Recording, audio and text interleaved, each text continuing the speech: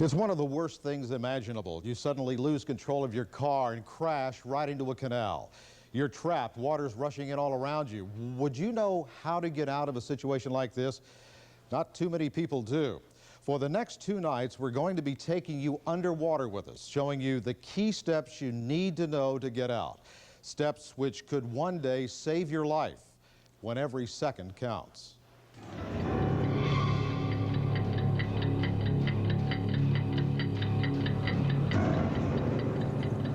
It happens when you least expect it. One wrong move and a canal becomes your death trap. We've got a report of a vehicle in the canal on the turnpike. Okay. And it's still occupied. Oh boy. In February, 4 young men from Belle Glade are killed, trapped in this car at the bottom of a canal. 2 weeks later, 3 young people die in Boca Raton when their car flips into a canal off Locks Road. And in March, a woman drives into a canal along the turnpike in Lantana. She escapes. Her 2 daughters never make it. It doesn't have to be the big scenario where a person's having a heart attack behind the wheel of the car and they go in the canal. It's just simply changing the stereo, locking the door, rolling down the window. You lose track of where you are. And the result can be devastating. Just ask Lisa Alvarez. And all I was doing was I looked back for 1 second to say yes to my son. Because he said, "Look at me, Mommy. Look at me, Mommy. I want to ask you something, Mommy. I want my toy." I said, "What, Robert?" I turned around and looked at him. Not even a second. I turned back around, and I'm headed for a soft shoulder, and I panicked. Lisa was thrown out from her car when it landed upside down in the water. Her 3-year-old son was still trapped inside. Your son was underwater. He was underwater. Upside down. Upside down. Acting on a mother's instinct, Lisa kept diving under to try and get her son out. I wasn't coming out of that water unless I had my son. I wasn't going to live unless I had my son to live with me. I went down, just closed my eyes, and just felt my car, felt around my car, and reached in the back where I knew where he was, and I felt his little arm, and I just yanked it out. I didn't care if I broke his collarbone, his arms. I did not care.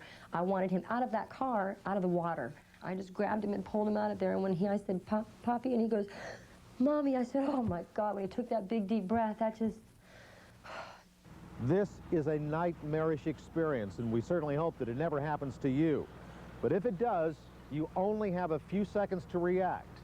What are you going to do? What we'll have 3 rescue divers in the water. With the help of Palm Beach County Fire Rescue, we came here to the Boynton Beach Inlet and set up a very controlled situation.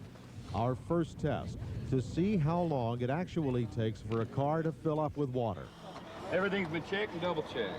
Okay. First in, News Channel 5 photographer Darren Hensley. He's a certified diver. Good luck. The car is hoisted up using a crane provided to us by Coffs Towing. Then both Darren and the car are lowered into the water. Here we go. You can clearly see that as the car is sinking and water rushes in, it's an unnerving experience for Darren, as it is for the rest of us watching from dry land. A lot of people think you have an air pocket under there for a long period of time. Sometimes you do, sometimes you don't.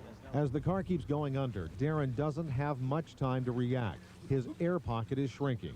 Okay, now she's all the way under. Seconds seem like minutes, but finally Darren's able to unbuckle his seatbelt, open the door, and swim out. Okay.